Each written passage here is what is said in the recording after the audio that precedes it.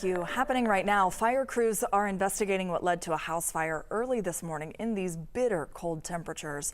Our Erica Murphy is live for us this morning. Erica, crews have been out there for hours now. What do we know?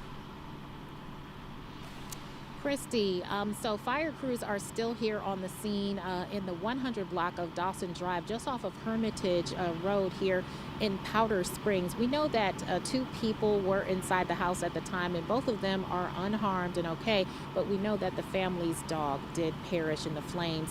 Now, I'm going to step out of the way here because I really want you to be able to see the facade of the house behind me here. It's really quite stunning. We know that according to officials that crews got here this morning and found heavy fire coming out of the garage. The weather is complicating things here because the water that crews are trying to use to put out the fire is turning to ice. And so I wanted to talk about the weather and how it is really making things challenging for the fire crews out here. And I have Cobb County Fire PIO Chris Smith. Chris, thank you so much for talking with us this morning. And we were just talking about how frigid it is and how it really complicated trying to fight this house fire. Can you talk to us about that? Sure. So when we arrive on the scene of a big house fire like this, we flow a lot of water. So our engine may flow up to 1,500 gallons per minute of water. So we very quickly turn everything around that house into a large ice skating rink. So that makes it very difficult for firefighters when they're trying to maneuver hose lines or get nozzles in the right place to get the fire out. That slows all of that down, and so we have to be very careful. We have to do methodical movements.